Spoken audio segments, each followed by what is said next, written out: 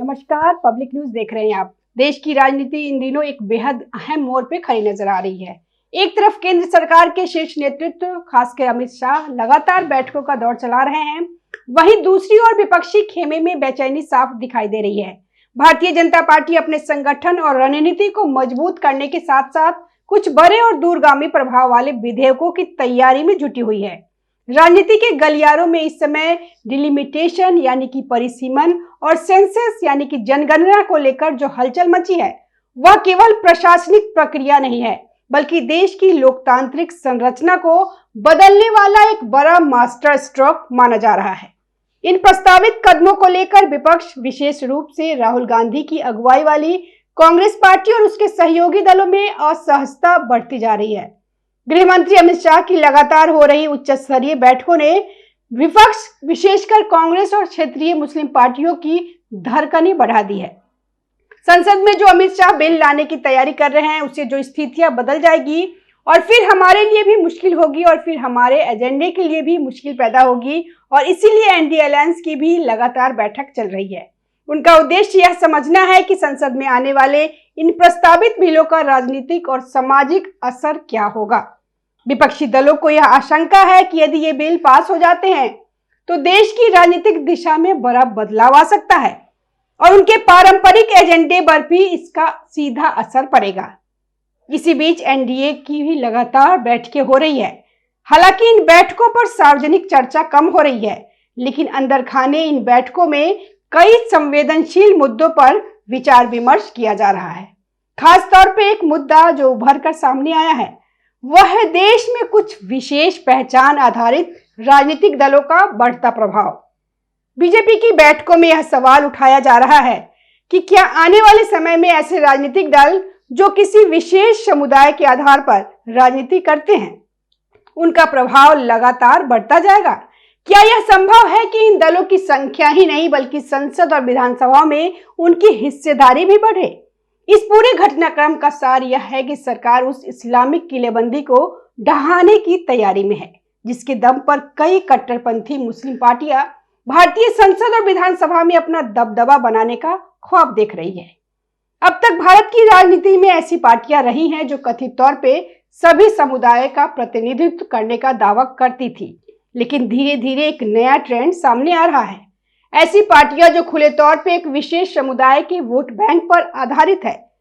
उदाहरण के तौर पर केरल में इंडियन यूनियन मुस्लिम लीग, हैदराबाद से निकली असदुद्दीन ओवैसी की पार्टी AIMIM और असम में बदरुद्दीन अजमल की पार्टी, ये सभी अब अपने अपने राज्यों से बाहर भी विस्तार करने की कोशिश कर रही है। इन दलों का फोकस स्पष्ट है, एक विशेष समुदाय के वोटों को एकजुट करना।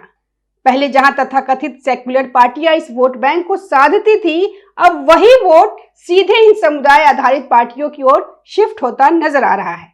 यही कारण है कि इन दलों का समर्थन आधार धीरे धीरे बढ़ रहा है। पहले मुस्लिम लीग केवल केरल तक सीमित थी, लेकिन अब उसने दिल्ली में मुख्यालय बनाकर देशव्यापी विस्तार शुरू कर दिया है। हैदराबाद से निकले असदुद्दीन ओवैसी अब तेलंगाना, महाराष्ट्र, बिहार और बंगाल तक पहुंच चुके हैं। बंगाल में हुमायूं कबीर, असम में बदरुद्दीन अजमल और केरल की मुस्लिम लीग जैसी पार्टियां अब केवल मुस्लिम अपीजमेंट यानी कि तुष्टीकरण नहीं कर रही, बल्कि वे कोर मुस्लिम पॉलिटिक्स कर रही है। उन्हें हिंदुओं के वोट की परवाह नहीं है, वे केवल मुस्लिम बाहुल इलाकों में अपनी किलेबंदी के दम पर जीत दर्ज कर रहे हैं। लेकिन सवाल यह है कि जब देश में मुस्लिम आबादी लगभग 14 से 15% है, तो क्या यह प्रतिशत किसी सीट को निर्णायक रूप से प्रभावित कर सकता है? इसका जवाब सीधा नहीं है। दरअसल जनसंख्या का वितरण पूरे देश में समान नहीं है। कई ऐसे क्षेत्र हैं जहां मुस्लिम आबादी 50% से लेकर 70% या उससे भी ज्यादा है।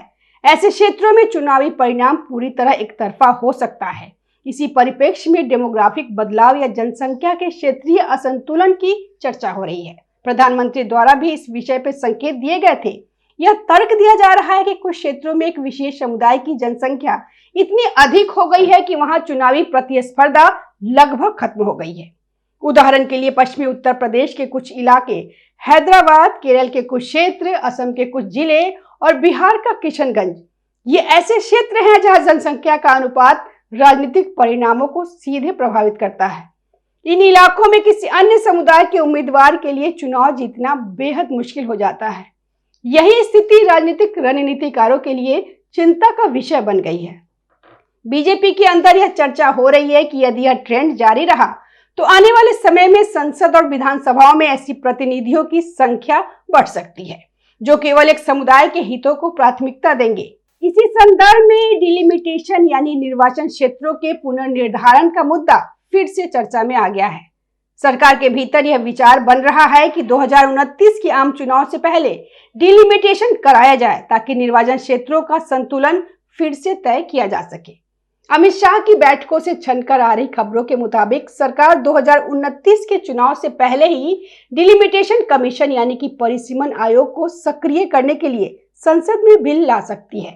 हालांकि सामान्य प्रक्रिया के अनुसार डिलिमिटेशन जनगणना के बाद होता है और अगली जनगणना के परिणाम 2029 के आसपास आने की संभावना है। ऐसे में यह सुझाव दिया जा रहा है कि जनगणना का इंतजार किए बिना भी इस प्रक्रिया को आगे बढ़ाया जा सकता है। इस प्रस्तावित डिलिमिटेशन में यह ध्यान रखने की बात कही जा रही है कि किसी भी निर्वाचन क्षेत्र में किसी एक समुदाय की आबादी अत्यधिक न हो। यदि ऐसा है तो उस क्षेत्र को आसपास के क्षेत्रों के साथ मिलाकर संतुलित किया जाए। वर्तमान में कई लोकसभा और विधानसभा सीट ऐसी है जहां मुस्लिम आबादी 60% से 70% तक हो गई है। ऐसी जगहों पर हिंदू उम्मीदवार खड़ा होने की हिम्मत भी नहीं जुटा पाता और बीजेपी जैसी हिंदुत्ववादी पार्टी वहां आउट हो जाती है। परिसीमन के जरिए उन क्षेत्रों की सीमाओं को इस तरह बदला जाएगा कि किसी भी एक निर्वाचन क्षेत्र में किसी विशेष समुदाय की आबादी इतनी अधिक न रहे कि वह चुनाव के परिणाम को एक तरफा प्रभावित कर सके। आसपास के क्षेत्रों से जुड़ा हो। यदि एक विधानसभा में 60,000 मुस्लिम वोट है तो उस क्षेत्र को दूसरे ऐसे लोकसभा क्षेत्र के साथ जोड़ा जा सके जहां संतुलन बना रहे। जम्मू कश्मीर का उदाहरण, सरकार ने जम्मू कश्मीर में पहले ही ऐसा किया है जहां परिसीमन के बाद महबूबा मुफ्ती और उमर अब्दुल्ला जैसे नेताओं का आधार हिल गया। वहां शिया, सुन्नी और पहाड़ी गुर्जर समीकरणों को इस तरह संतुलित किया गया कि वंशवादी राजनीति का प्रभाव कम हो सके। अमित शाह इस कदम से इंडिया अलायंस में भारी हलचल है। टीएमसी, आम आदमी पार्टी, डीएमके और कम्युनिस्ट पार्टियों ने सरकार द्वारा बुलाई गई सर्वदलीय बैठकों से दूरी बनाना शुरू कर दिया है। विपक्षी दलों को इसी बात पर आपत्ति है। उनका कहना है कि यह प्रक्रिया निष्पक्ष नहीं होगी और इसका इस्तेमाल राजनीतिक लाभ के लिए किया जा सकता है। यही कारण है कि कई विपक्षी दलों ने सर्वदलीय बैठकों का बहिष्कार किया। कांग्रेस और अन्य विपक्षी दलों का मानना है कि डिलिमिटेशन 2031 की जनगणना के बाद होना चाहिए। उन्हें डर है कि यदि अभी परिसीमन हुआ तो उनकी वोट बैंक की राजनीति पूरी तरह खत्म हो जाएगी। दक्षिण भारतीय राज्यों में भी इस बिल को लेकर चिंता है क्योंकि जनसंख्या नियंत्रण के कारण उनकी लोकसभा सीटें कम होने का खतरा है। हालांकि अमित शाह का मुख्य फोकस उन क्षेत्रों पर है जहां इस्लामिक किलेबंदी के कारण राष्ट्रीय सुरक्षा और सामाजिक संतुलन को खतरा महसूस हो रहा है। कांग्रेस, टीएमसी, आम आदमी पार्टी, डीएमके और वामपंथी दलों ने इस मुद्दे पर सरकार के रुख का विरोध किया है। उनका तर्क है कि डिलिमिटेशन को 2031 की जनगणना के बाद ही लागू किया जाना चाहिए। इस पूरे विवाद के बीच राजनीतिक माहौल लगातार गर्माता जा रहा है। संसद के अंदर और बाहर इस मुद्दे पर तीखी बहस होने की संभावना है। 2014 के बाद से संसद में मुस्लिम सांसदों की संख्या में लगातार गिरावट देखी गई। एक समय यह संख्या 34 हुआ करती थी जो अब सिमटकर कम रह गई। कट्टरपंथ पे लगाम, मुर्शिदाबाद जैसे इलाकों में हुमायूं कबीर जैसे नेता मुस्लिम सीएम या मुस्लिम डिप्टी सीएम की बात इसलिए करते हैं क्योंकि उन्हें अपनी किलेबंदी पे भरोसा है। संसद से मुक्ति, नए बिल के जरिए सरकार की योजना उन सांसदों को बाहर करने की है जो केवल सांप्रदायिक आधार पर चुनकर आते हैं और संसद में देशहित के बजाय कट्टरपंथी एजेंडा चलाते हैं। सरकार का मानना है कि यह कदम देश के राजनीतिक संतुलन और निष्पक्ष प्रतिनिधित्व के लिए जरूरी है, जबकि विपक्ष इसे लोकतांत्रिक प्रक्रिया में हस्तक्षेप के रूप में देख रहा है।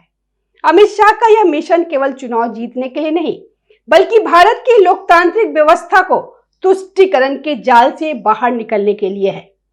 घुसपैठियों को एनआरसी और सीएए के जरिए बाहर किया जाएगा, लेकिन जो 20 करोड़ की आबादी यहाँ है, उनके राजनीतिक वर्चस्व को संतुलित करने का एकमात्र रास्ता डिलिमिटेशन ही आने वाले संसद सत्र में इस बिल पर भारी हंगामा, मारधाड़ और विरोध की संभावना है।